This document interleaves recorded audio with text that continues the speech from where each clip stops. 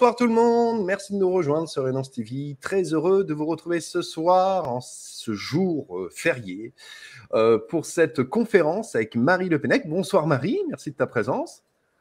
Coucou tout le monde, ravie d'être avec vous. Et oui, Marie qui va répondre à vos questions-réponses autour des galactiques, canalisation directe. Alors, il est vrai que on fait beaucoup de conférences sur les galactiques, sur des sujets bien précis, mais peut-être avec justement toutes ces conférences qu'on peut faire, je pense que de plus en plus d'entre vous ont des questionnements par rapport au monde galactique.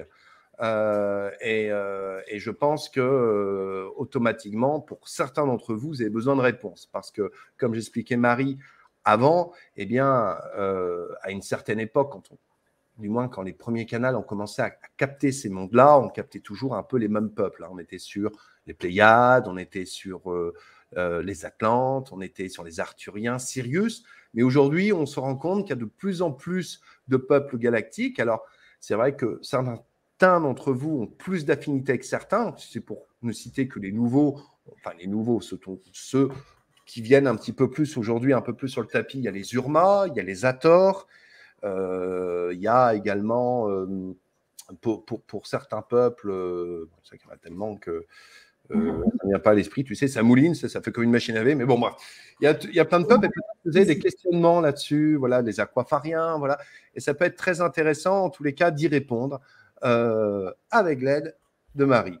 Voilà. En tous les cas, bonsoir à toutes et à tous. Donc, bonsoir Rose, bonsoir Christophe, toujours d'Ether, Véronique, Blob, bonsoir Liaison War, Nicolas.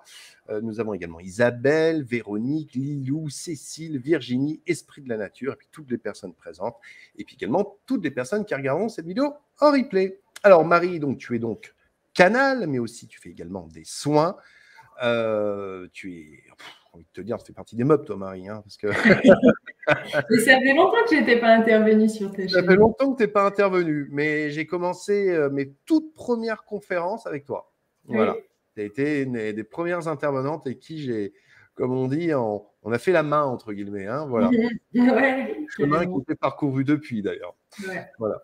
Alors, peut-être, Marie, on pourrait peut-être commencer par une première question.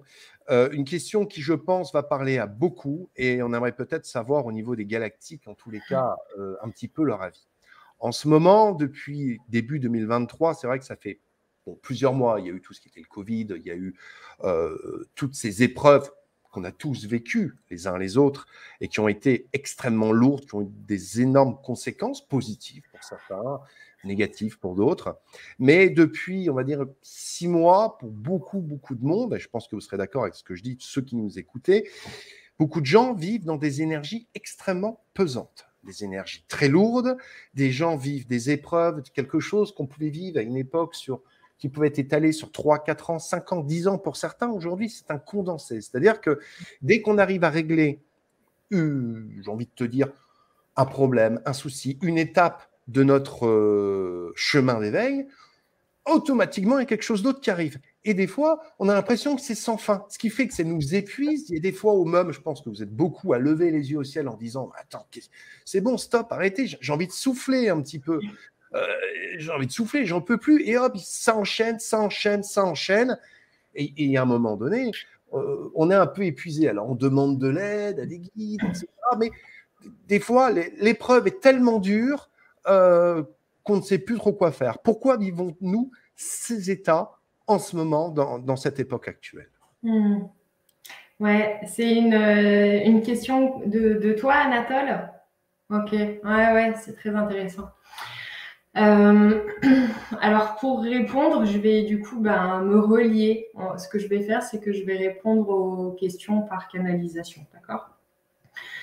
Donc, on va voir ce qui vient. J'ai déjà eu des choses quand tu as parlé, mais je voudrais approfondir avant de traduire. En fait, la réponse, elle porte sur plusieurs plans assez complémentaires. Ce qu'ils expliquent, c'est que déjà, il y a une émergence de l'ombre au même titre que la lumière, c'est-à-dire que plus on va vers la lumière et plus l'ombre se fait flagrante aussi, tu vois. Donc, c'est pas spécifiquement par rapport à ce que tu traduis, le fait que chaque personne qui vit des épreuves ou des difficultés traverse forcément l'ombre dans sa vie. Mais en tout cas, ces épisodes difficiles font référence forcément à des parts de soi ou de sa vie qu'il y a besoin de changer, en fait, de transformer à un endroit. Et donc ça, c'est pas forcément évident. Et c'est là aussi où ils peuvent faire référence à l'ombre dans ce que je suis en train de traduire, parce que du coup, dans ces moments-là, on est, tu vois, on est face à nos peurs, on est face à nos limitations, etc., etc. Donc, on est aussi traversé par l'ombre en nous, tu vois, dans ces moments-là, au même titre que l'ombre émerge à l'extérieur de nous. Tu vois, c'est toujours le même mouvement de les choses se vivent parallèlement à l'intérieur et à l'extérieur, tu vois. Donc déjà, ils expliquent qu'il y a ça. Et ils parlent aussi du point zéro. Ils disent qu'en fait, là, on est vraiment dans une avancée extrêmement rapide et que du coup, c'est pas du tout une légende, le fait que tout va beaucoup, beaucoup plus vite. Là encore, et à l'intérieur et à l'extérieur. Tu vois, tu peux avoir vraiment de plus en plus des sauts quantiques, tu vois, où tu passes des paliers vibratoires et de conscience très, très, très vite.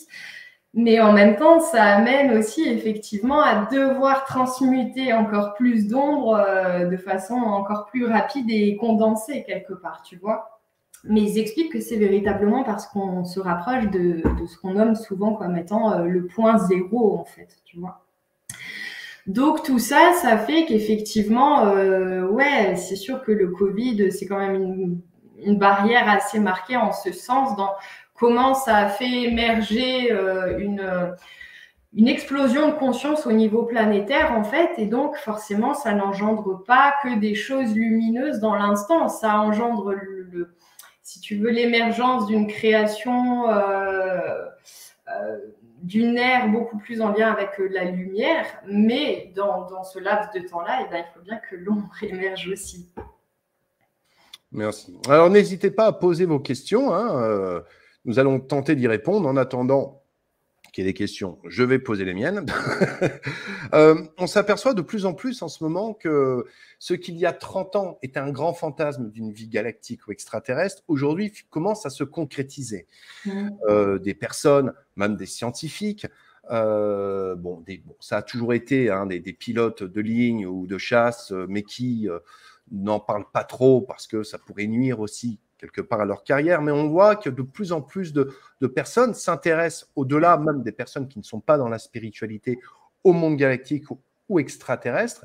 Comment se fait-il? Est-ce que c'est une volonté de leur part de vraiment faire en sorte, tu vois, qu'une certaine divulgation est en train de naître au fur et à mesure et finalement, est-ce qu'on va arriver de plus en plus, on va dire, je vais compter assez large, dans les 30 prochaines années, à de grandes révélations concernant justement les mondes extraterrestres ou galactiques?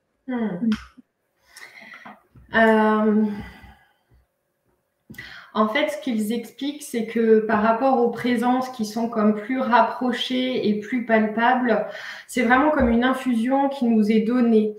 C'est-à-dire que par rapport à leur présence, tu vois, certains êtres ont des émanations tellement puissantes que pour qu'il y ait un contact, c'est pas forcément matérialisé, mais en tout cas même palpable à l'intérieur de soi.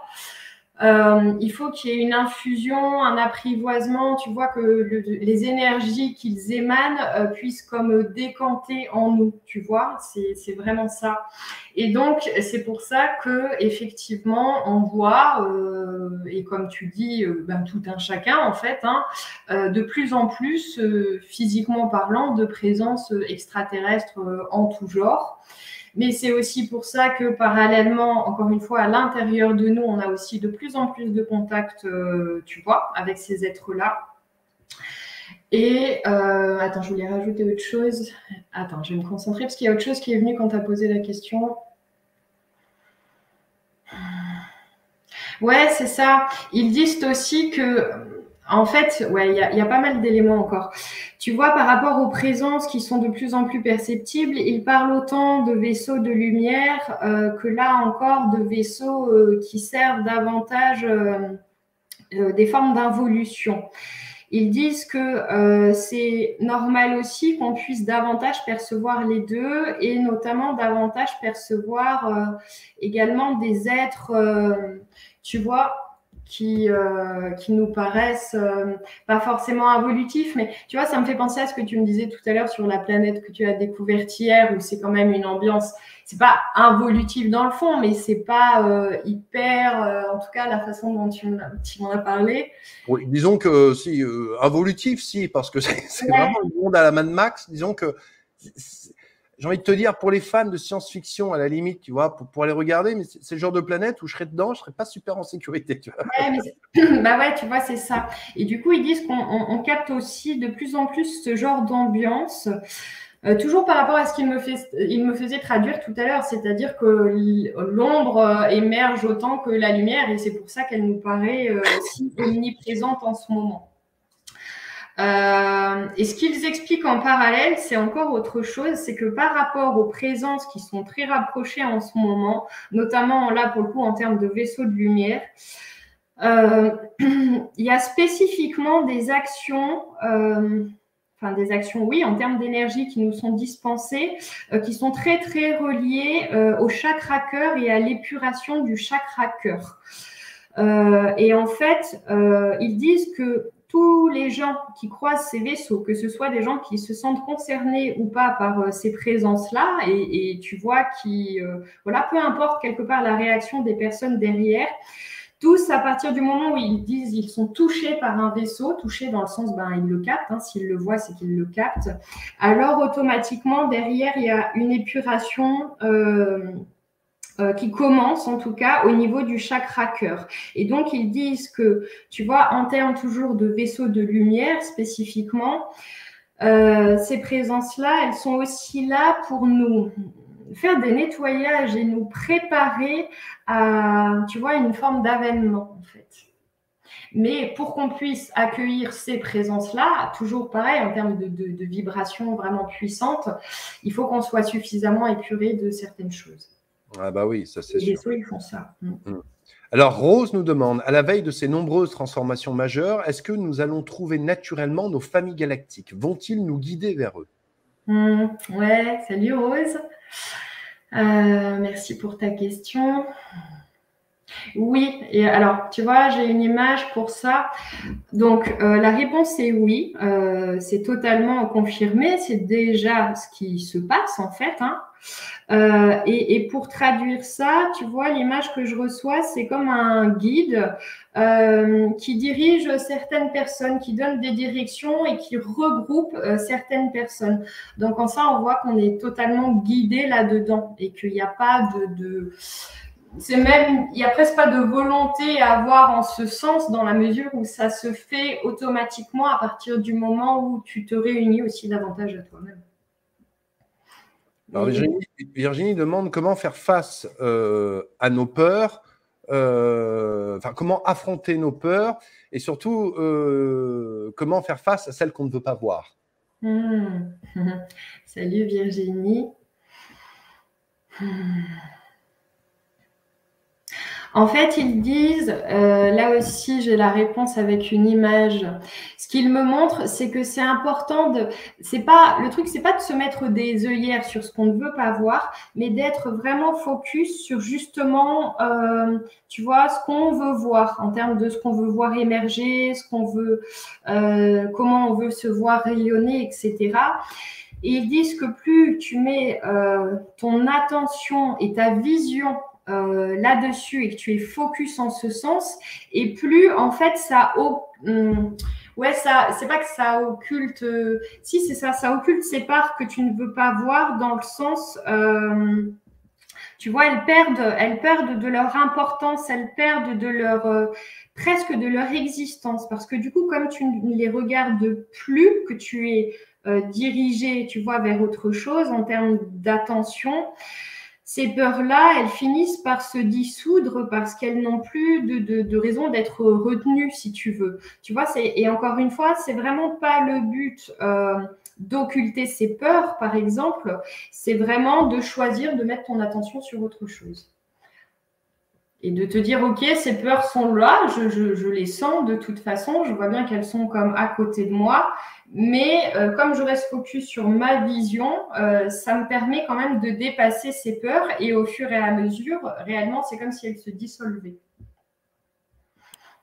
Merci. Alors, Dominique demande, alors, en restant un aigle et rester sage, attendre en méditant et priant, est-ce que tout ira bien? Est-ce la meilleure façon d'affronter ce qui arrive? Comment il s'appelle? Dominique. Dominique, OK, bonsoir. Alors, c'est intéressant parce que quand tu poses la question, il y a beaucoup de sérénité qui se dégage de la part de certains êtres qui me font traduire. Et en fait, ce qu'ils essayent de me faire sentir pour te répondre, c'est que, tu vois, dans ta question, on voit qu'effectivement, il y a cette recherche de sérénité et d'harmonie et que c'est probablement ta façon, tu vois, la méditation, par exemple, la prière, c'est ta façon de parvenir à poser ça en toi. Mais ils disent en fait, ça dépend véritablement de chaque être et j'entends, c'est un peu pompeux, mais j'entends de son destin. C'est-à-dire qu'on n'est vraiment pas du tout venu chacun pour expérimenter les mêmes choses et pour créer de la même façon justement l'harmonie sur Terre.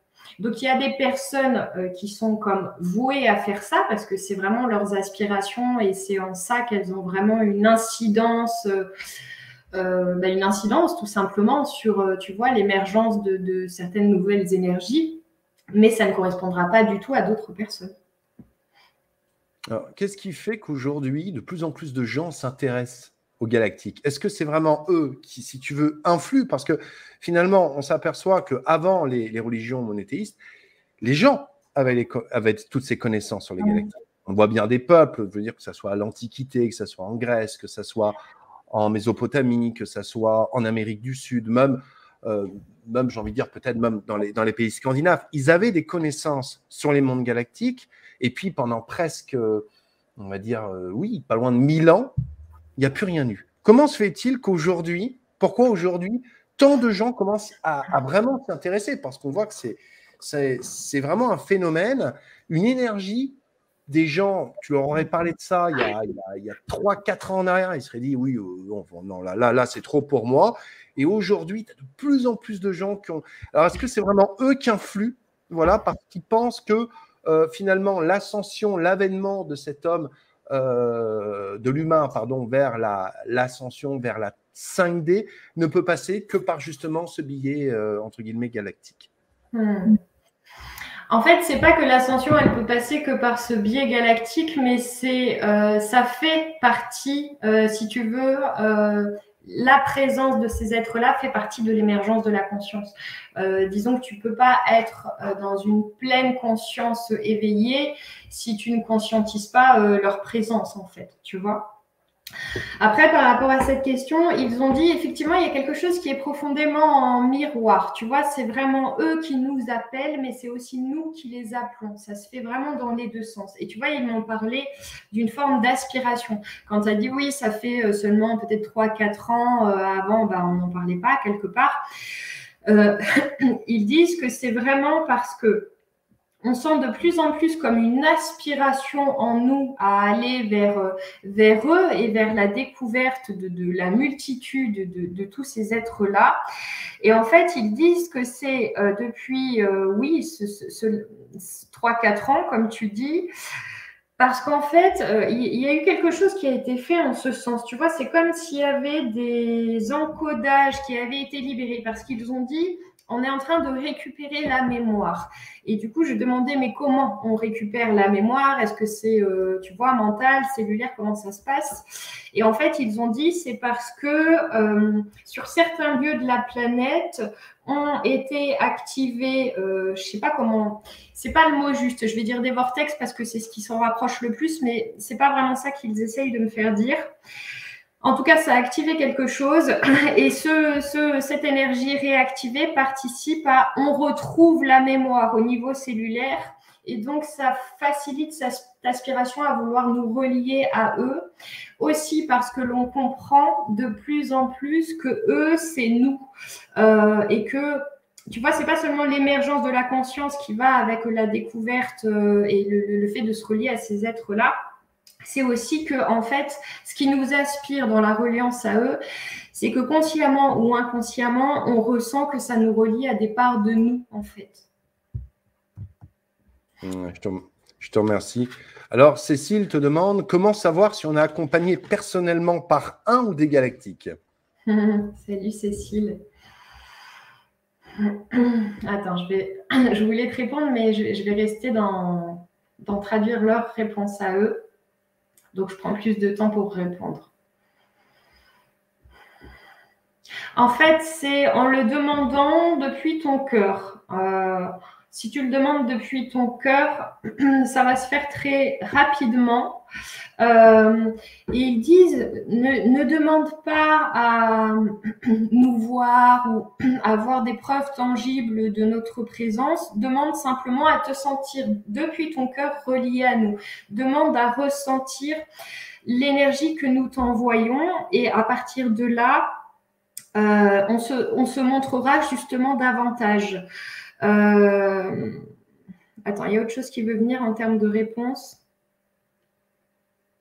Ils disent que justement, il y a deux êtres en particulier qui ont envie de se relier à toi, en tout cas que tu viennes les rejoindre. Et on voit que c'est quelque chose qui peut tout à fait se faire, par exemple, en méditation. Tu vois, tu poses cette intention-là, tu essayes vraiment d'ouvrir tes sens à tout ce que tu peux percevoir et ressentir lors de cette méditation, mais vraiment avec cette intention de se relier à l'énergie qu'il t'envoie et non pas je veux voir absolument, ou tu vois. Et là, ils vont se montrer. Et tu pourrais être davantage, enfin pas davantage relié parce que tu l'es déjà, mais en tout cas plus en conscience, effectivement. Merci. Alors, Johan demande, j'ouvre mon cœur à l'accueil de connexion à mon âme supérieure et rien ne vient. Ma demande est sincère, avec le cœur, as-tu un conseil? Salut, Johan. En fait, avant de te transmettre un conseil, ce qu'ils te disent, c'est que peut-être que c'est totalement inconscient, peut-être pas, ça je sais pas, mais il y a quelque chose que tu ne veux pas voir ou que tu as peur de voir. En fait, ils te disent que c'est comme la peur de quitter un décor de théâtre. Du genre, toi, tu t'es habitué à une certaine réalité, certaines perceptions, etc. Et même si on sent qu'effectivement ton intention, elle est sincère et tu vois depuis le cœur, il y a une forme d'appréhension. Ouais, il y a une forme d'appréhension. Et peut-être que si tu n'en as pas conscience, c'est pour ça qu'ils me le font dire. Parce que si justement tu le conscientises, ce sera plus facile à te laisser aller. Mais attends, je vais voir s'il y a un autre conseil. En fait, c'est l'idée, je ne sais pas comment tu peux faire avec tes outils à toi, d'apprivoiser justement d'autres formes de réalité.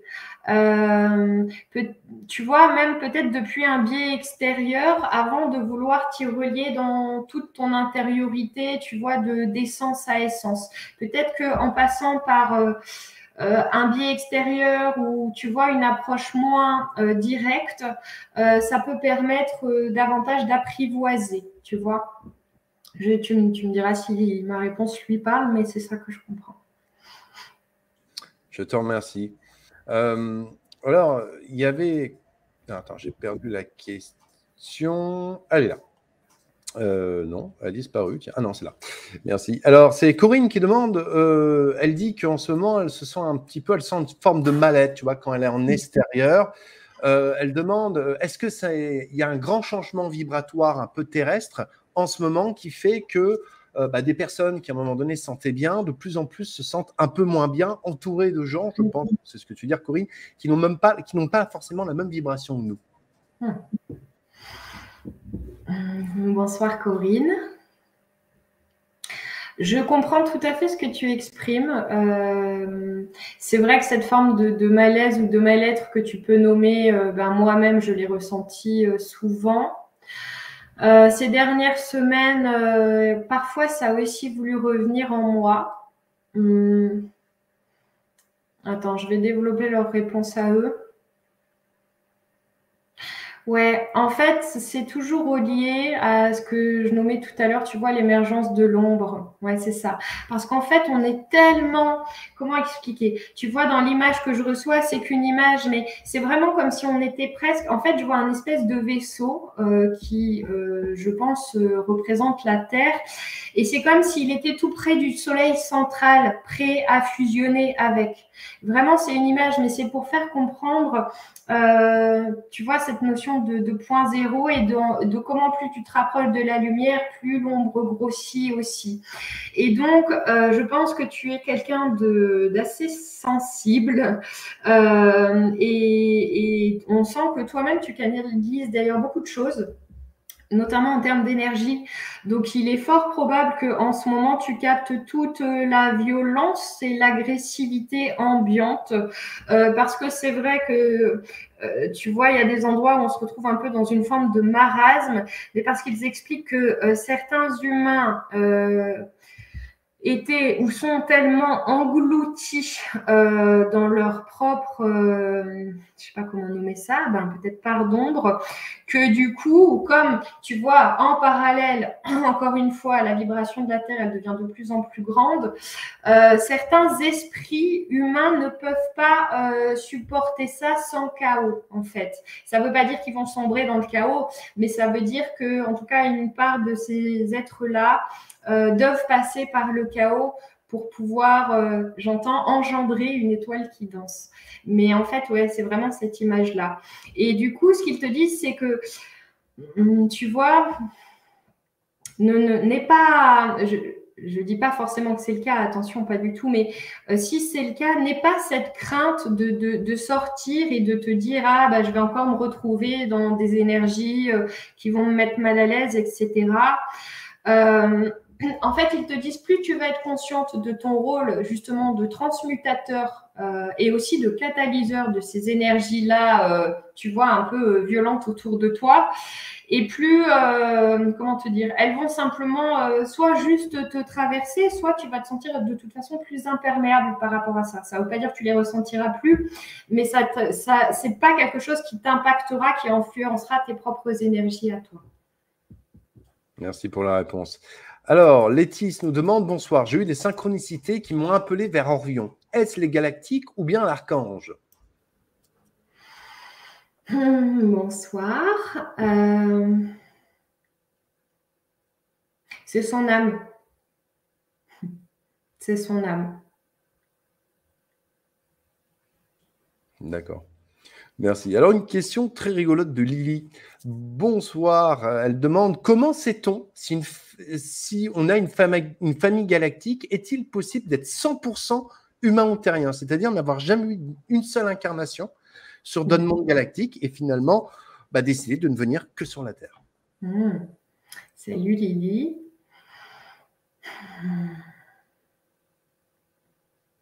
Alors, oui, dans ce que je comprends, oui, mais c'est très rare. Oui, mais c'est très rare.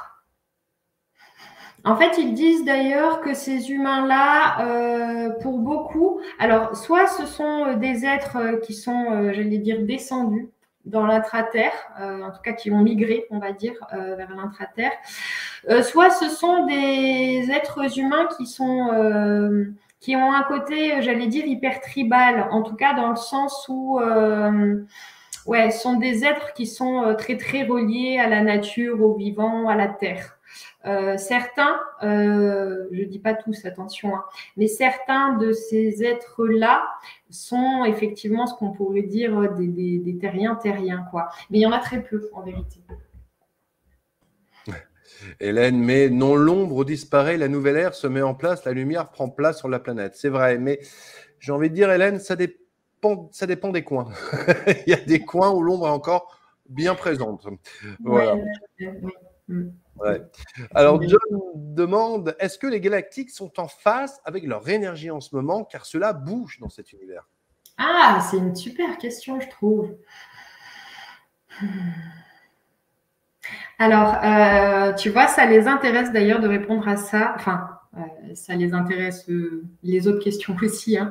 Mais ils sont assez animés par cette question-là. Ce qu'ils me font comprendre, c'est qu'effectivement, ça bouge aussi très très vite pour eux, c'est très dense, mais qu'en fait, ils sont beaucoup plus, en tout cas pour ceux que je capte là, ils disent dans une co-création active, ce qui fait qu'ils ne sont pas comme nous, où parfois on peut subir certaines répercussions, parce qu'ils ont déjà une certaine finesse d'énergie, une capacité d'adaptation, de modulation plus importante que la nôtre, simplement parce que, ben ouais, je peux le formuler comme ça, peut-être leur conscience plus développée. Et donc, ils disent que pour eux aussi, ça va très vite, c'est très dense, il y a beaucoup d'ajustements, enfin, il y a plein de choses, mais ils sont véritablement dans la co-création de ce qu'ils vivent. Donc, ils ne le subissent pas, ils sont vraiment dans ce courant-là. Merci. Alors, Plumette demande, la nuit, je fais des rêves très spéciaux. Pouvons-nous voyager dans d'autres endroits? Alors, je pense que ce qu'elle veut dire, dans d'autres endroits, peut-être sur d'autres planètes la nuit. Ouais, salut, tout à fait. Oui, oui. En fait, ils disent que là où ton âme peut aller la nuit, ça n'a pas de limite. Réellement pas de limite au sens littéral. C'est-à-dire que tu peux tout aussi bien voyager sur d'autres planètes, dans certains vaisseaux, dans d'autres galaxies, mais aussi, alors ils disent aussi simplement à l'intérieur de tes pensées. C'est comme si pour eux c'était aussi un monde, et c'est comme si la nuit on pouvait revisiter certaines choses, tu vois, avec les pensées probablement. Et ils disent aussi que tu peux aller visiter, tu vois, c'est pas seulement d'autres endroits, mais d'autres temps. Donc, tu peux aller visiter le passé, tu peux aller visiter le futur, le parallèle, etc. Il n'y a pas de limite dans ce que tu peux aller visiter. Merci beaucoup. Alors, nous continuons avec Zora qui demande « Bonsoir Marie, comment demander de l'aide à nos frères galactiques et comment savoir l'origine à laquelle je suis relié ?» Salut Zora. Ils disent, tu sais, simplement en nous priant, dans le sens en nous invoquant. Mais ils parlent pas ils me font employer ces mots-là, mais pour eux, il n'est pas du tout question de rituel ici. Enfin, c'est pas que c'est exclu, mais dans le sens où ça peut être beaucoup plus simple que ça. Et il dit justement, plus ça va être simple, plus ça va être, comment dire? Ouais, c'est ça. Plus ton approche à toi, elle va être simple, plus ce sera aussi simple de pouvoir recevoir et ressentir leur aide. En fait, ils disent qu'il ne faut surtout pas les placer, tu vois, sur une forme de piédestal ou de voilà, mais de vraiment leur parler et les invoquer comme tu invoquerais par exemple, un guide ou tu vois un être cher ou voilà, ils te disent de le faire avec cette simplicité-là et ils insistent sur cette simplicité. Et ils te disent que de cette façon, tu es toujours entendu, que bien évidemment, parfois tu peux en douter parce que l'aide que tu reçois, c'est pas celle que tu avais demandée. Mais ils te disent qu'ils ne t'oublient jamais cependant. Malgré le fait que, oui, des fois, ils répondent complètement à côté de ce que tu peux demander. Et après, elle a demandé comment savoir avec qui je suis reliée en particulier. Ben, en fait, c'est la même chose, c'est leur demander. C'est vraiment ça, c'est leur demander. Tu vois, alors là, pour le coup, je peux éventuellement parler de mon expérience à moi. C'est venu une fois en méditation justement, donc il y a plusieurs années maintenant, et je ressentais fort la présence de certains êtres de ma famille stellaire autour de moi, sans pouvoir. C'était pas du tout concret pour moi à l'époque, c'était pas du tout palpable. Et du coup, en méditation, je leur avais demandé est-ce que je peux sentir cette reliance pour voilà intégrer de plus en plus ça en moi et comprendre que voilà qui vous êtes, c'est quoi l'énergie que vous envoyez, etc. Et donc en méditation, ben ça s'était ouvert parce que j'avais créé l'espace pour ça. En même temps, c'était une méditation, donc c'était pas un truc hyper ritualisé, etc. Mais j'avais vraiment créé l'espace et toute la disponibilité pour ça. Et donc, voilà, ça s'est manifesté de cette façon. Donc, ça peut être intéressant de l'aborder comme ça. Il y a aussi, je peux te donner juste aussi peut-être un tuyau, Zora. Je fais beaucoup de conférences sur la présentation des différents peuples galactiques. Parce que il est vrai que, comme j'expliquais en début de conférence, quand on parle des galactiques, dans la plupart, se limite quand même à 4-5 races galactiques, or qu'il en existe des milliards. Bon, je n'ai pas référencé des milliards, mais j'en ai référencé pour l'instant, dans tous les cas, avec la conférence sur la présentation galactique numéro 3, il y a à peu près 52 races. Donc, ça va être intéressant que tu écoutes peut-être, parce qu'il y a un moment donné, il y a peut-être une race qui te parlera peut-être plus qu'une autre, ou une image qui permet un peu de se dire, tiens, ça me parle, pourquoi ça me parle, tu vois, et de demander. Peut-être que tu pourras avoir une réponse de cette manière-là. Alors, on va continuer avec Estelle qui demande bonsoir. Depuis environ 2 semaines, des baleines se présentent à moi. Quelle signification pourrait-ce avoir? Bonsoir Estelle. En fait, c'est des énergies, je veux dire, les baleines, ce sont des êtres qui portent des énergies auxquelles tu es assez sensible, réceptive. Il y a une résonance chez toi. Ça doit probablement être en lien avec une part de ta multidimension, en fait. Et ce que je comprends et ressens très fort, c'est que ces baleines qui viennent à toi ont un ou des messages pour toi, mais en tout cas au moins un message. Ils veulent vraiment, je dis, enfin ils, parce que je pense ces êtres, vraiment te communiquer quelque chose. Ouais, bah, il y a beaucoup de messages, mais c'est vraiment en te reliant directement à eux que ce sera peut-être plus perceptible pour toi qu'à travers ce que je pourrais traduire là. Mais c'est plein de messages en lien avec justement toi, tes origines, ce que ton âme attend aussi, que tu incarnes dans cette vie. Par rapport à des directions, il y a plein de choses, il y a plein de messages. C'est vraiment, elles veulent te relier à cette part de ton être, en fait, ces baleines. Je t'invite, Estelle, à aller voir les aquafariens. Ça te parlera, je pense. Parce que c'est un peu en rapport justement avec les baleines et l'eau. Voilà. C'est marrant, hein, on a tous un élément qui nous plaît. C'est souvent la mer, bien sûr, mais pas que. Il y en a aussi, ça peut être autre chose. Alors, Sandrine me pose une question très intéressante parce que c'est une question qui justement nous amène justement aux galactiques. Elle demande: bonsoir, je suis très novice et découvre les galactiques avec vous. Ma question est peut-être bête, mais je ne suis jamais senti à ma place ici sur Terre depuis que je suis enfant. Y aurait-il un lien? Bonsoir, c'est une question très touchante. Oui, c'est la nostalgie. Alors, c'est ce que moi, j'appelle la nostalgie de l'ailleurs. Mais en fait, plus précisément ici, c'est la nostalgie d'un ancien monde, un monde qu'on a laissé derrière soi. Donc, on voit que chez toi, tu vois, c'est cette nostalgie que je nomme, elle est vraiment en lien avec, oui, ce qu'on peut appeler ta famille galactique. Et c'est pas seulement ta famille galactique, c'est aussi vraiment le lieu dont tu viens. Une grande nostalgie du lieu, de l'essence de cet endroit. Après, attends, est-ce qu'il y a autre chose? Ouais. Il y a aussi en parallèle ce que je peux nommer grossièrement un refus d'incarnation, dans le sens où une part de toi a du mal à s'incarner pleinement. Et c'est pas seulement en lien avec cette nostalgie que je nomme, c'est aussi en lien avec le fait qu'il y a des mémoires, il y a des mémoires d'incarnation terrestre qui sont dures.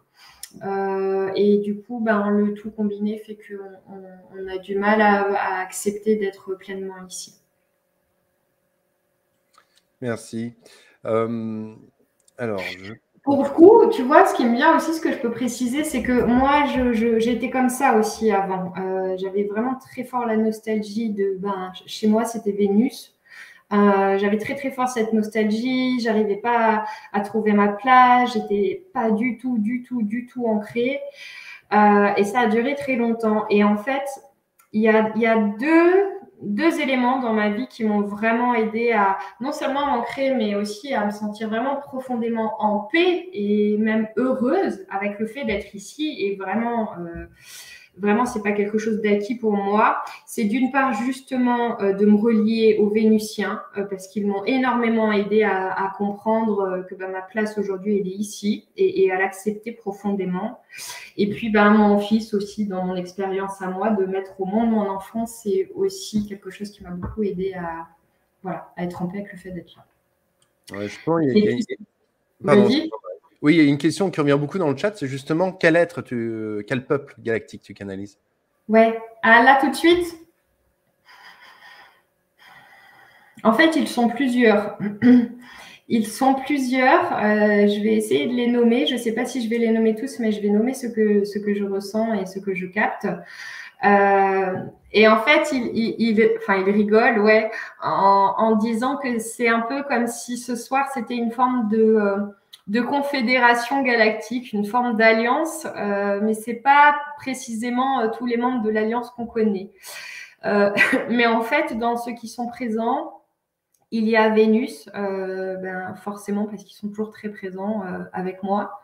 Il y a Végalir et il y a d'autres êtres encore. J'entends Aldébaran. Je les ai entendus aussi tout à l'heure déjà. Et il y a, une autre, je ne sais pas comment les appeler, ces êtres-là, si c'est une race, un peuple, une planète. Ils disent que ce sont les ancêtres des Soumériens. Les ancêtres des Soumériens. Et ils se présentent, eux, ils sont très, très présents pendant cette galaxie, pendant cette canalisation. C'est vraiment eux que je capte le plus, en fait, dans les énergies qu'ils transmettent. Et la façon dont ils se présentent, oui, c'est galactique dans le sens où on voit que ça vient vraiment pas de la Terre. Et pour autant, ils disent que ce sont les ancêtres des Soumériens. Je pense que c'est les Hathors. Ah. Ils sont très présents en ce moment dans beaucoup de canalisations et de plus en plus de gens sont très connectés aux Hathors. Enfin, tous les cas, dans ce que tu me dis, parce que les Hathors étaient proches des Égyptiens, mais aussi de tout le bassin méditerranéen du côté plus arabique. Voilà. Ouais. Voilà. Tout à l'heure, tu as parlé de la Mésopotamie et ça a résonné. Et en fait, ce que je comprends, c'est parce qu'ils disent, mais en fait, on veut expliquer pourquoi on est là, pourquoi c'est nous et pas d'autres. Et en fait, ils expliquent qu'il y a un lien direct avec ce qu'ils me faisaient traduire tout à l'heure concernant la présence de certains vaisseaux, tu vois, par rapport à l'épuration du chakra cœur. Ils disent que ce soir, ils font ça. Mais ils disent qu'ils ont aussi une information. Justement, tu vois, ça résonne avec la Mésopotamie. Il parle de... Est-ce que je vais arriver à sortir le mot Uruk, je ne sais pas comment ça se prononce. Il parle de cet endroit. Donc, je crois qu'on n'est pas loin de la Mésopotamie. Et ils disent qu'il y a... ce qu'ils veulent nous transmettre ce soir, c'est qu'il y a des textes sacrés qui n'ont jamais été découverts. Bon, ils disent qu'à d'autres endroits de la planète aussi, mais c'est à cela qu'ils veulent nous référer. Il y a des textes sacrés qui n'ont jamais été découverts à Uruk, où il y a un truc avec Uruk. Et que ces textes-là, c'est comme les premiers écrits qui retracent l'origine de notre civilisation. Ça me donne chaud quand j'en parle. Et c'est ça, c'est les premiers écrits qui retracent notre civilisation, mais qui n'existait pas encore à l'époque. Mais ça parle de comment notre civilisation allait se créer, ou la projection de cette création qui était déjà là et qui a été retranscrite. Et ça parle, ces manuscrits, ils parlent aussi de Jésus, Yeshua, alors qu'il n'était pas là du tout encore non plus, c'était bien avant, mais de l'avènement de Yeshua. Et ils disent que pourquoi ils me font transmettre ce message, c'est pas juste pour nous référer au passé, c'est parce qu'en fait, il y a aussi des messages comment dire, il y a des encodages précis et il y a des messages en lien avec ce que l'on va vivre. Ce que l'on va vivre dans le sens comment comment créer une nouvelle civilisation depuis notre conscience. Mais en termes de co-création, avec différentes consciences. Bon, il y a plein de choses en fait, mais c'est très en lien avec ce que je viens de traduire là. Ben, c'est pas mal parce que la ville d'Uruk existe bien. Okay. Alors, elle s'appelait Uruk à l'origine, maintenant elle s'appelle Warka et elle se trouve en Irak, donc dans l'ancienne Mésopotamie. Ah, c'est en Irak. Ouais, Mésopotamie, ouais. Elle se trouve. Et il y a eu énormément de temples. Alors, ça date au plus loin, ça date de 5300 ans avant Jésus-Christ. Ah ouais. Vraiment dans quelque chose, vraiment là. On va dire que la période d'Uruk, 4000 ans avant Jésus-Christ. Donc, on est vraiment sur une période, ça se trouve dans le sud. Dans le sud-ouest de l'Irak, à peu près. Voilà. Mais oui, il y a énormément de temples, ils ont retrouvé énormément de tablettes, énormément de choses là-bas. Ah, voilà. Tu vois. Ah ouais, ça a été un grand site de fouilles touristiques. Enfin, de fouilles en tous les cas. Bah, tout n'a pas été trouvé alors. Parce que ils me font transmettre ça parce qu'ils veulent que justement on aille les chercher, ces manuscrits. Ah, voilà. Alors, c'est-à-dire que c'est pas, disons, le pays. Disons que c'est pas le pays le plus facile au niveau tourisme, quoi. Mais bon, c'est peut-être pour ça d'ailleurs que finalement personne n'y va, comme ça au moins personne ne le fait. Peut-être qu'un jour on aura accès. Alors, Lily demande, les élémentaux sont originaires d'une planète en particulier? Guy? Ok, Lily. bonsoir. Ok. Ouais. En fait, alors, oui et non. Mais attends, je vais développer parce que comme ça veut rien dire. Mais moi, j'aurais pensé qu'ils allaient dire non. Et en fait, on voit que beaucoup d'élémentaux viennent du même endroit. Pas tous les élémentaux, mais beaucoup. Attends, je vais voir plus loin. Tous les élémentaux qui sont en lien. Alors, c'est intéressant parce que moi, justement, là aussi, j'aurais pensé l'inverse. J'aurais pensé, ben non, c'est terrestre. Et en fait, ils disent tous les élémentaux qui sont en lien avec le minéral et aussi ce qu'on appelle les lutins, etc. Oui, ils viennent d'ailleurs. Ils viennent d'ailleurs. Ouais, attends. Parce que c'est loin de moi, alors c'est difficile à aller voir profondément la réponse. Je ne saurais pas traduire d'où ils viennent.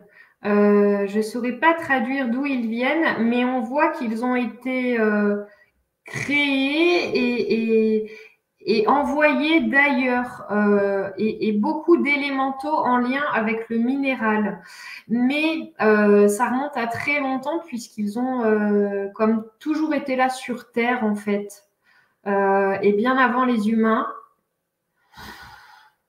Et par contre, il y a d'autres, tu vois, élémentaux, enfin, ce qu'on peut nommer élémentaux, mais ici c'est plus certains êtres en lien avec l'élément air, du genre les fées, certains dévas.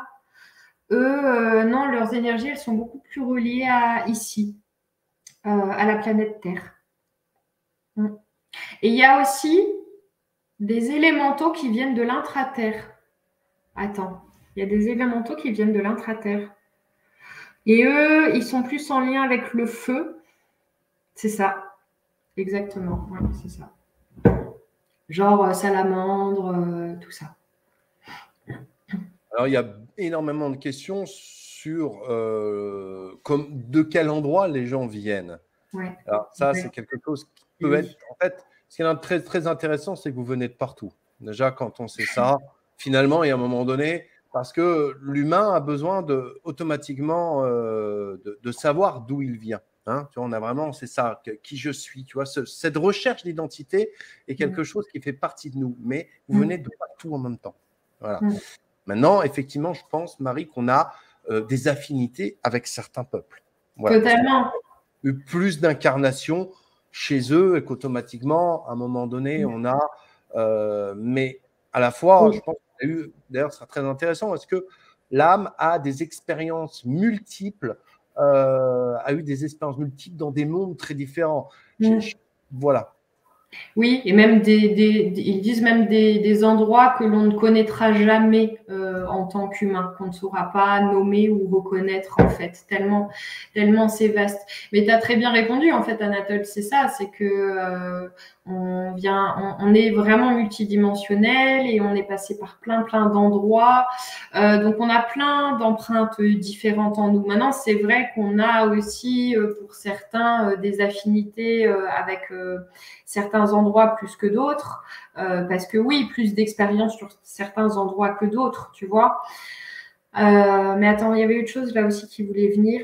Oui, ce qu'ils disent par rapport au fait que pour eux, c'est évident et c'est bienvenu le fait qu'il y ait des questions sur d'où je viens. Pas dans le sens où on veut répondre à tout le monde maintenant, mais dans le sens, ils trouvent que ces questions sont en fait très stimulantes.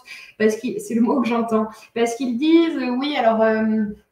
en fait, comme effectivement, on se demande de plus en plus, mais qui je suis, d'où je viens, etc. Certaines personnes dans la spiritualité, par exemple certains enseignants, peuvent dire oui, mais en fait, il n'y a pas à savoir ça parce que c'est s'écarter quelque part de… voilà, c'est vouloir encore une fois avoir des informations mentales, etc. Pour chercher à se définir ou se raconter une histoire. Et eux, ils disent, ben oui, bien sûr, il peut parfois y avoir de ça chez certaines personnes, mais ils trouvent que majoritairement, c'est pas ça qui nous anime dans cette quête d'identité. C'est en fait plus le fait de justement pouvoir reconnecter avec sa multidimension pour derrière pouvoir se dépersonnifier. Donc, ils disent que c'est un élan qu'au contraire, ils sont très contents de ça. Et ils disent que c'est aussi un biais justement pour être davantage à leur contact et dans une communication avec eux quelque part. Donc, ils trouvent ça très, très bien en fait. Je t'en remercie. Alors, Céline pose une question aussi intéressante. Elle demande « Bonsoir, j'ai ma flamme jumelle partie en 2020, réveillée maintenant de sa capsule dans une de ses vies. Pléiade, je serai moi encore dans la capsule endormie. Peut-il m'en dire un peu plus ?» Alors, pour les personnes qui écoutent, ça peut paraître, c'est vrai, un peu dingue. Là, on est vraiment, pour les gens qui ont vu Matrix, on est vraiment un petit peu dans le même système. C'est-à-dire que ce serait voilà, des personnes qui seraient, leur corps principal serait sur une planète et leur âme serait incarnée, entre guillemets, dans un corps humain, et au moment du décès, non pas, ils ne passent pas du tout par le processus, on va dire, habituel de rejoindre l'au-delà, mais réintègrent leur corps physique galactique. Donc, qu'est-ce que les guides galactiques que tu captes ont à dire à ce sujet? En fait, je vais parler de, parce que c'est ce qu'il m'invite à faire, si je comprends bien, mais de mon expérience à moi par rapport à ça. Parce qu'effectivement, et c'est intéressant cette question parce que j'ai reconnecté avec ça, moi de mon côté, il y a seulement quelques mois, où en fait, lors d'un voyage, bien une nouvelle fois, je suis allée sur Vénus. Et là, pour le coup, pour la première fois, un être, bah d'ailleurs, ce que je nomme aussi une flamme jumelle, mais c'est un être féminin que je vois sur Vénus comme étant cette flamme jumelle. Et en fait, à chaque fois que je vais sur Vénus, c'est comme, très souvent cet être est présent et très souvent c'est elle qui me montre et qui me communique des choses, etc. Et à ce moment-là, en fait, elle m'a montré moi dans une capsule. Et elle m'a dit, voilà, en fait, toi, tu crois que tu es comme réveillé sur Terre, mais en fait, tu es dans une capsule ici. Et du coup, elle m'a dit que c'était ça, j'étais simplement une projection de conscience ici sur Terre. J'étais comme tout un chacun, finalement, un avatar, tu vois. Et du coup, par rapport à la question, c'est vraiment ça qu'ils veulent me faire dire, c'est-à-dire que ce qu'elle a perçu, cette personne, ou ce qu'elle a vécu en termes d'expérience, c'est totalement logique parce que on est tous comme ça, en fait. On est tous dans des capsules, dans des avatars. Et que par rapport à ce que tu disais, toi, Anatole, oui, certaines personnes, effectivement, réintègrent juste leur corps. Tu vois, c'est genre, hop, la fin du voyage et puis je reviens dans mon corps.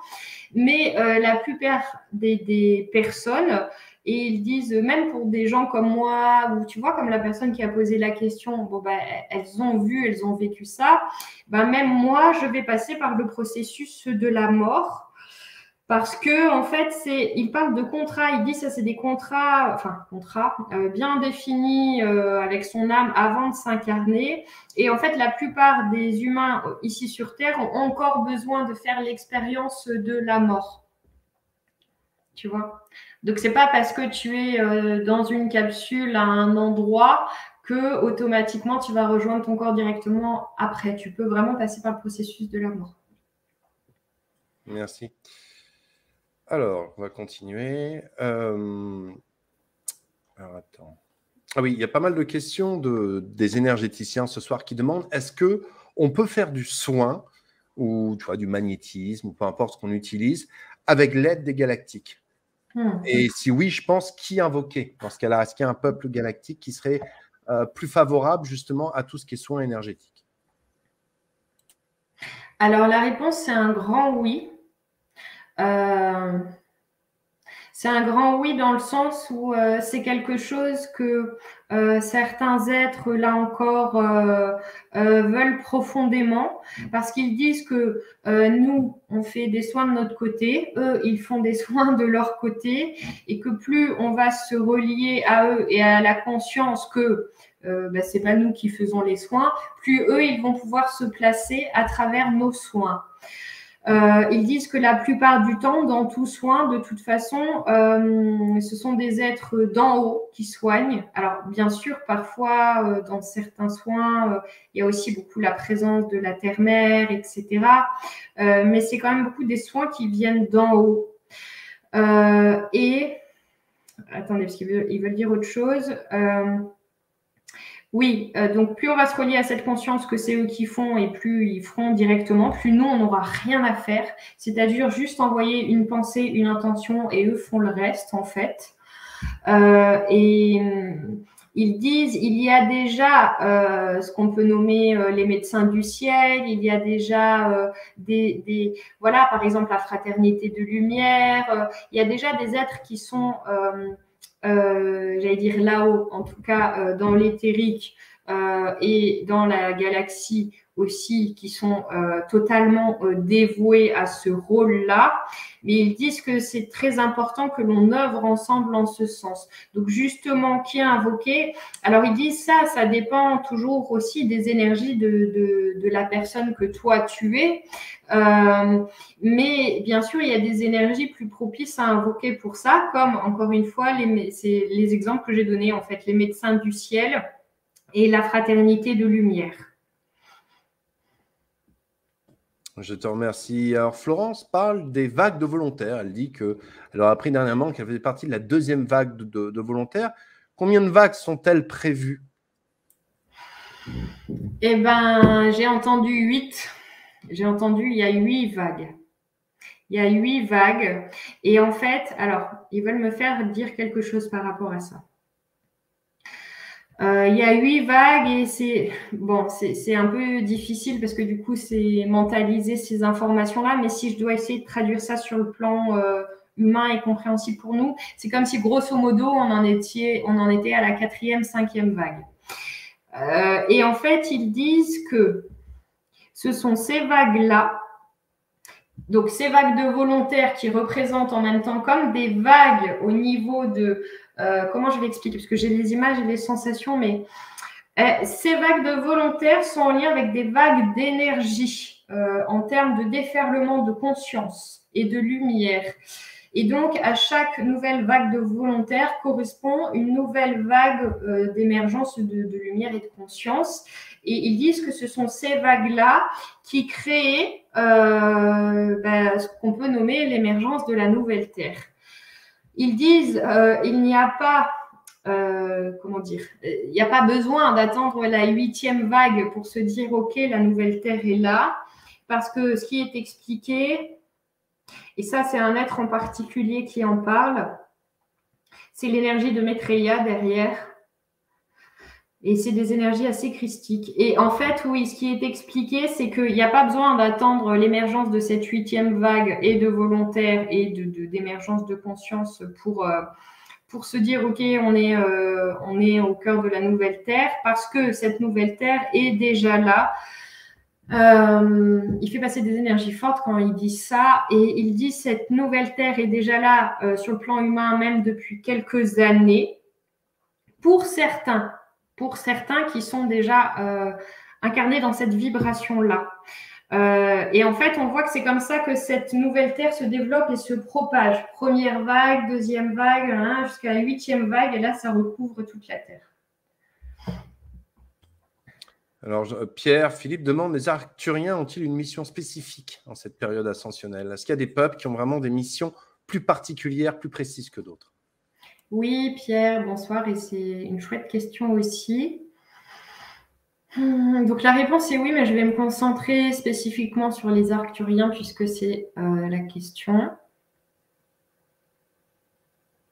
Oui, ils ont une action assez ciblée. C'est beaucoup au niveau des humains que nous sommes, dans ce que je capte moi à travers mes filtres, hein. Mais c'est ça. Leur action est assez ciblée en lien avec les humains que nous sommes. Si tu veux, c'est pas une action, enfin, ça n'exclut pas ça, mais je veux dire, c'est leur spécificité, eux, c'est pas, je sais pas moi, des lieux de la planète ou tel truc. C'est vraiment les humains. Une action ciblée sur les humains. C'est en lien avec une lumière. En fait, l'image que j'ai, voilà, peut-être, je ne sais pas si ça va être parlant pour vous, mais l'image que j'ai, c'est, en fait, ils tendent une épée qui a un rayonnement blanc au niveau du chakra-gorge et du milieu du corps. Et en fait, ce qu'ils veulent expliquer à travers cette image, c'est que leur but, quelque part, c'est ça, c'est cette ouverture à cet endroit chez nous. C'est vraiment comme une incision.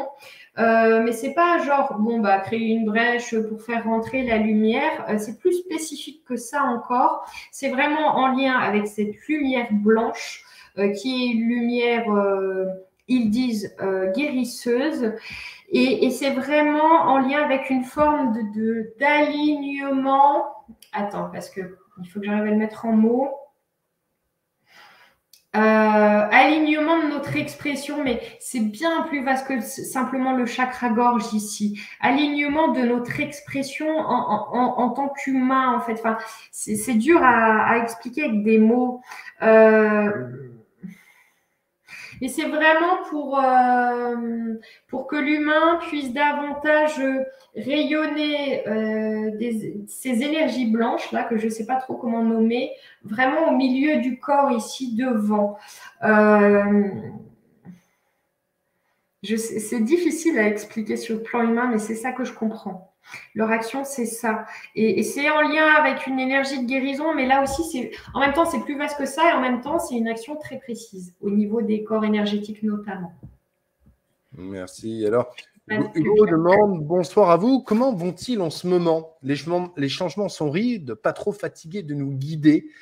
Et je rajouterais, est-ce que parfois, les galactiques sont un peu désespérés finalement, tu vois, de notre fonctionnement, de nos pensées, malgré tous les messages, malgré toute cette énergie, parce qu'on ne s'imagine pas, mais j'imagine que c'est une énergie colossale qui déploie. Est-ce qu'il n'y a pas des fois où ils se disent, c'est long, tu vois, ils mettent du temps à comprendre?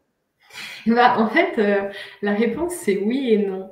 C'est-à-dire que ils sont en aucun cas dans le jugement. Les êtres dont je traduis la présence ce soir, on est bien d'accord que je ne parle pas de tous les galactiques, parce qu'il y en a aussi qui sont dans le jugement et il y en a qui ricanent beaucoup, hein. Mais ces êtres-là, qui sont dans cette bienveillance et cet accompagnement, ce regard sur nous, vraiment comme un bon père, je ne sais pas, c'est vraiment cette image et cette sensation. Et en fait, ils disent jamais, jamais, en aucun cas, on ne vous juge, personne, mais quoi que ce soit. Mais il y a un mais quand même dans la réponse. C'est pas qu'ils aimeraient qu'on aille plus vite parce qu'ils savent qu'on est déjà au max de nos capacités, mais c'est qu'en fait, parfois, c'est pas une forme d'impatience, c'est pas ce mot-là, mais on sent que, en fait, pour certains, ça alourdit quelque chose. C'est comme si ça amenait une espèce de pesanteur chez eux. Ça les ralentit eux-mêmes dans leur progression. Et c'est simplement en ça, donc finalement pour eux-mêmes, que parfois on pourrait traduire sur le plan humain, oui, ils aimeraient bien d'une certaine façon que c'est pas qu'on aille plus vite, c'est juste que plus d'humains se réveillent. C'est pas que nous, individuellement, on aille plus vite dans notre progression, c'est que davantage d'humains se réveillent. Parce que du coup, notre vibration, on voit que chez certains de ces êtres qui sont vraiment reliés à nous, dans le sens qu'ils sont comme engagés à... il faut que je mette le terme très juste là-dessus, qui sont engagés à nous. C'est pas protégé, mais il y a une forme de préservation quand même. Eh bien, c'est comme si on tirait sur leur vibration, ou tu vois, et du coup, ben voilà, c'est ça. Et ces êtres-là ils sont intrinsèquement reliés, et peut-être que j'exagère un peu en le disant, mais pas tant que ça, à notre évolution concernant la leur, en fait. Il y a un truc un peu comme ça. Merci. Alors, Louvia pose une question intéressante. Est-ce qu'un défunt, dans la dimension où il se trouve, peut rencontrer un galactique? Je me suis jamais demandé ça. J'ai jamais eu cette expérience ou info. Oui, totalement. En fait, ils disent, c'est exactement comme pour les humains, dans le sens, tout dépend du niveau de conscience du défunt en question, de ses affinités, puis là aussi, évidemment, de ce qu'il a choisi d'expérimenter, même après sa mort, du coup. Mais totalement. Et on voit même que, du coup, pour ces défunts qui ont la conscience de la présence de bien d'autres êtres et énergies autour de nous, pour ces défunts-là, c'est plus facile pour eux de les contacter que nous, parce qu'il n'y a pas, ils disent, c'est pas tant la barrière physique, c'est surtout la barrière mentale ici. Et comme les défunts n'ont pas de corps physique, en fait, c'est pas qu'ils ont, ils n'ont pas de mental comme nous, en tout cas, tu vois. Enfin, si par exemple tu es décédé, mais en tant qu'humain, tu étais quelqu'un de très mental, ce mental, il va pas te quitter du jour au lendemain.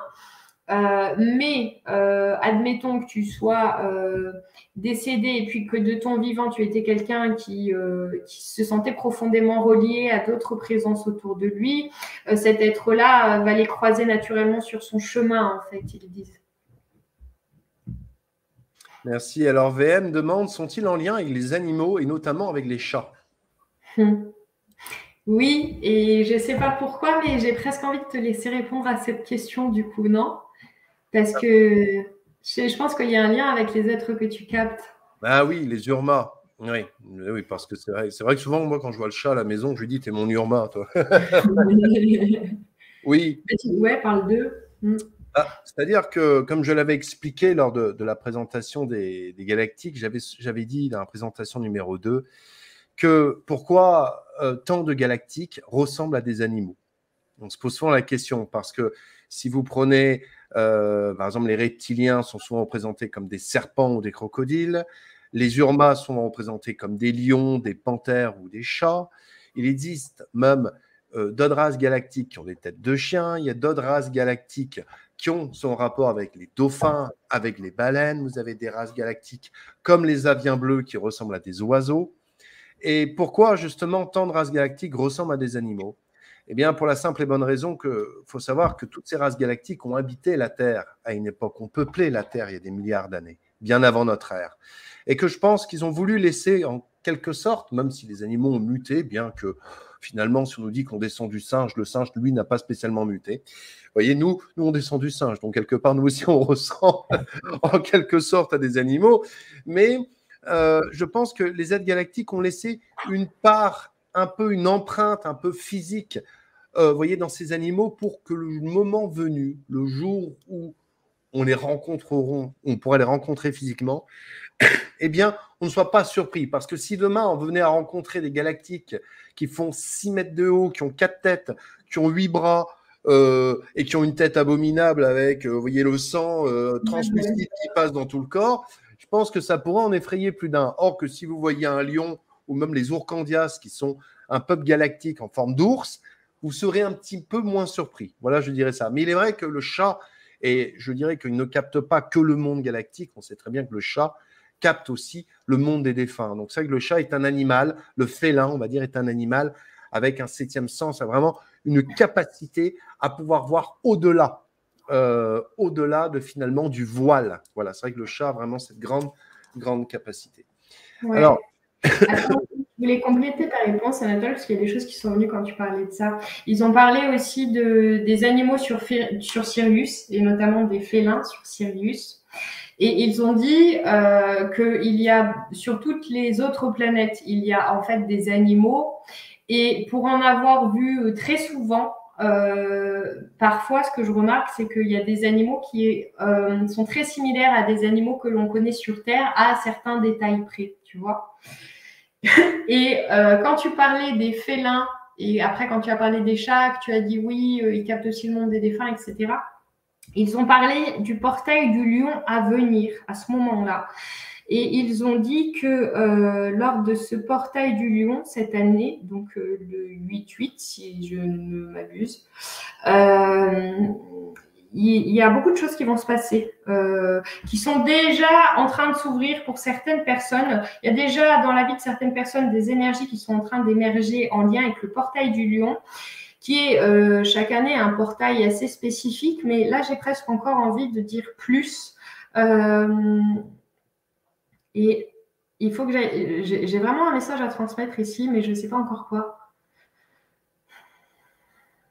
Il va y avoir des départs, des grands départs, dans tous les sens du terme. Et ils rigolent en disant on ne parle pas seulement de départ en vacances. Ils disent il va y avoir des départs, beaucoup d'âmes qui vont quitter la Terre autour du portail du lion, ou peut-être un peu après, mais en lien avec cette énergie-là. Et ils ont dit beaucoup de départs aussi dans le sens des walk-ins, qui vont se passer à ce moment-là, et des départs aussi dans le sens beaucoup d'ouverture de conscience chez des gens qui sont encore endormis. Et en fait, je ne peux pas traduire tout ce à quoi ça va donner lieu concrètement dans la vie de tout un chacun, parce que c'est vaste et que c'est un sujet assez long, mais on voit que ça va amener beaucoup de changements dans la vie de beaucoup de gens. Et aussi vraiment des espèces de transitions hyper soudaines et inattendues. Soudaines et inattendues, ils disent. Merci beaucoup. Alors, je voudrais terminer sur une question. Comment garder notre discernement dans la période actuelle? Parce que, eh bien, quand on est dans une période un peu, je voyais quelqu'un qui mettait dans le chat à un moment donné de chaos, un peu énergétique, un peu émotionnel, ça bouscule beaucoup en ce moment. On est très vite tenté d'aller chercher la première parole qui, sur l'instant, nous fera du bien. Or, on s'aperçoit bien souvent que ce n'est pas toujours ces paroles-là qui sont forcément source de vérité. Des fois, on peut très bien tomber sur quelqu'un qui va un petit peu venir, un petit peu, tu vois, nous bousculer, qui va peut-être un petit peu nous remettre à notre place, mais toujours avec amour. Donc, comment garder vraiment, quel est leur conseil pour garder notre discernement dans cette période actuelle, même par rapport à ce qui nous entoure d'un point de vue terrestre, mais également d'un point de vue céleste? Elle est chouette, cette question. J'ai l'impression qu'il y a beaucoup d'éléments dans la réponse qu'ils veulent traduire. Il y a beaucoup d'éléments. Je vais essayer de rien oublier. Alors, déjà, ils ont parlé du corps, de l'incidence et de l'importance du corps dans ce que nous vivons actuellement. Ils disent que notre véhicule physique est trop souvent ou oublié ou un peu lésé, et que c'est, comment dire, c'est vraiment primordial et essentiel de nous relier le plus possible à notre corps afin de nous délier à l'intérieur de ce corps et de délier plein de choses en fait, des mémoires, des peurs, des toxines, tout ce qu'on veut. Et en fait, ils disent que le corps, considérer son corps et l'entretenir dans le sens, pas vouloir se modeler un corps d'athlète, mais l'entretenir dans le sens, entretenir le fait de l'habiter pleinement, en fait, ils disent que c'est une clé vraiment essentielle pour garder notre axe en ce moment par rapport à toutes ces perturbations énergétiques qui, il est totalement vrai et qu'elles sont très, très intenses. Donc, ils parlent du corps. Ensuite, ils ont montré un cercle pour dire, en fait, considérez, rappelez-vous que dans la vie, tout est cyclique et que si, en ce moment, que ce soit dans votre vie, dans la vie de vos proches, dans des gens plus lointains, mais que, voilà, de près ou de loin, il y a des énergies très... j'entends parfois invalidantes, ils disent rappelez-vous que ce n'est qu'un cycle et qu'il sert le prochain cycle. Dans le sens, ça ne veut pas dire que toute votre vie, ce sera comme ça. Et si dans l'instant, on se rappelle, ok, c'est un passage, ça permet déjà de désamorcer un peu le truc. Ça ne fait pas forcément redescendre toute la pression, mais en tout cas, ça permet de désamorcer un peu le truc. Et ils disent aussi de veiller, enfin, ou de travailler, je ne sais pas comment le dire, mais le plus possible à se désidentifier de notre histoire en termes de notre vie humaine et de notre personnalité humaine. C'est pas dans le sens se foutre de tout, ne rien prendre au sérieux, tout ça. C'est vraiment dans le sens, ok, je conscientise que tout ce que je vis, tout ce que je ressens, c'est réel puisque je le vis et je le ressens. Oui, j'ai bien conscience et c'est loin d'être facile qu'en ce moment, les énergies, elles sont comme ça. Mais plus je vais veiller à ne pas m'identifier à ce vécu-là, que ce soit mon histoire ou celle de quelqu'un autour de moi, et plus ce sera aussi, plus ça permettra de relâcher, là aussi, tu vois, une forme de pression en soi et enfin, c'est plus qu'une pression parce que ça peut amener à des émotions très, très douloureuses, hein. Mais c'est ça. En fait, si je veux résumer la réponse, ils parlent du corps. Vraiment, c'est le point sur lequel ils insistent le plus. Et ensuite, ils parlent de se rappeler que c'est vraiment un cycle qui sert un autre cycle. Et ensuite, ce qu'ils ont dit en dernier, de se désidentifier. Et ils disent... mince, j'ai oublié la phrase aussi vite qu'elle est venue. Mais en fait, ouais, c'est ça. C'est d'être vraiment le plus possible dans cette conscience que c'est un passage. Voilà, je vais le résumer comme ça. Merci beaucoup, Marie, en tous les cas, pour toutes ces réponses. Merci également aux guides galactiques qui ont bien voulu nous aider, encore une fois, à répondre à toutes ces questions. Mais également, merci à vous tous de nous avoir suivis ce soir. Je rappelle que vous pouvez contacter Marie. J'ai mis les infos de Marie sous la vidéo. Voilà, vous pourrez comme ça faire des soins ou bien également, tu accompagnes également les gens voilà, sur leur chemin spirituel et d'éveil. Voilà, merci en tous les cas à toutes vos questions. Je rappelle les conférences de la semaine prochaine, puisque oui, Renonce TV ne ferme pas, nous restons ouverts tout l'été. Vous allez nous retrouver tout l'été. Alors, la prochaine conférence, ça sera lundi 17 juillet à 20h30 en compagnie de Mams qui va venir nous faire la suite de la conférence sur les mystères de l'Antarctique. Ce sera la partie 2. Vous pourrez me retrouver avec le docteur Perrine Terre le mercredi 19 juillet à 20h30 sur la transsensorialité. Le docteur Perrine Terre qui nous parlera également des énergies stellaires aussi en lien avec les galactiques. Et pour terminer, vendredi 21 juillet à 20h30, vous pourrez retrouver Sophie Zen-Naidi avec Amélie pour une conférence « Les saints, comment les solliciter et demander leur aide ». Voilà. Voilà le programme de la semaine prochaine. Bien, écoutez, merci à vous tous. Merci pour vos questions. On voit vraiment cet engouement pour le monde galactique, ça fait plaisir. Et je pense que, écoutez, de plus en plus de personnes seront de plus en plus connectées à tout cela. Vous savez, eux, ils sont très joyeux de ça de l'autre côté. Hein. Voilà. N'hésitez pas à partager ce genre de vidéo. Je vais vous dire pourquoi. Parce que ce genre de vidéo peut apporter des réponses à beaucoup de gens qui se posent des questions. Et c'est vraiment ça qui va permettre, au fur et à mesure, il y avait quelqu'un dans le chat qui disait, je vous découvre. Je me posais justement cette question de pourquoi je me sentais un peu différente. Et bien souvent, voilà, les réponses sont assez simples en fait. Et j'aime beaucoup travailler avec le monde galactique. Tu le disais tout à l'heure, Marie. On a vraiment l'impression d'être, moi je dis souvent des frères, tu vois. C'est vraiment ce regard bienveillant. Il y a beaucoup de bienveillance là-dedans, mais il y a cette bienveillance, puis à la fois il y a le côté, bon, on est bienveillant, mais aussi à un moment donné, il faut que vous fassiez le travail. Il faut à un moment donné aussi que vous y allez, tu vois. C'est des grands frères, quoi. C'est des voilà, grands frères, en fait. Il y a les deux. Il y a de la bienveillance et en même temps, ils donnent de l'énergie. C'est ça que j'aime. C'est ça que j'aime. Totalement. Et moi, je trouve, et vraiment dans mon expérience, ça a été fort comme ça, c'est que réellement, ils nous aident aussi à nous incarner, à accepter notre présence ici, à la reconnaître pleinement, tu vois.